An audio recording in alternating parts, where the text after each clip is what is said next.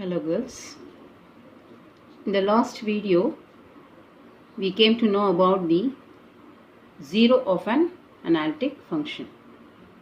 Now there is a property relating to zeros that is stated in theorem 7.3 of our text. The theorem is,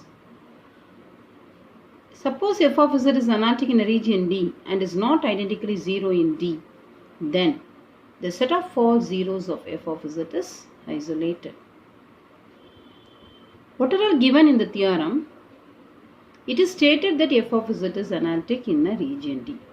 So my function is analytic in the given region and my function is not identically 0 in D.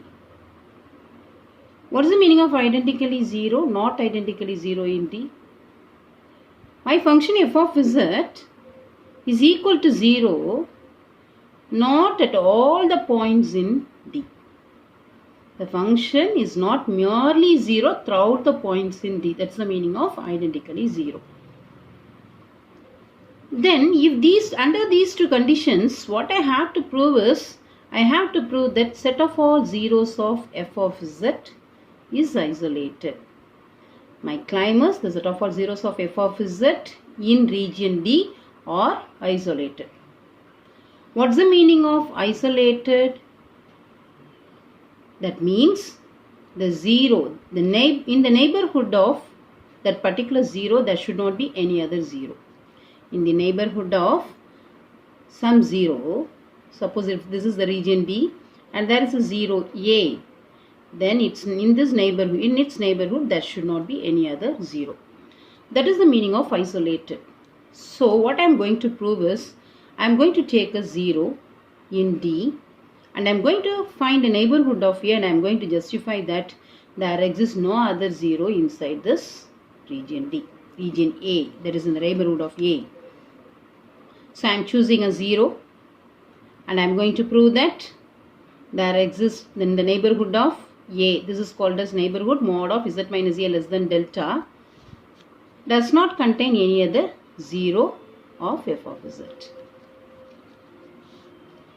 Now, since A is a 0, let me take it as let A be the 0 of order R for f of z.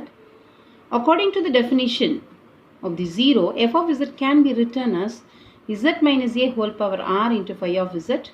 And we know that the restriction for R is R should be a positive integer and this phi of z should be analytic at that particular point A and phi of A not equal to 0.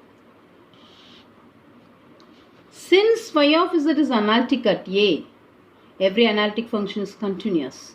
So phi of z is continuous at A. Therefore, by the definition of continuity, for given epsilon greater than 0, there exists delta greater than 0 such that mod of z minus A less than delta implies mod of phi of z minus phi of A less than epsilon, and this epsilon is chosen to be less than mod of phi of A by 2.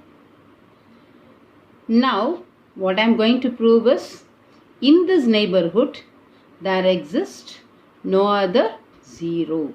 Then only I can state that A is isolated.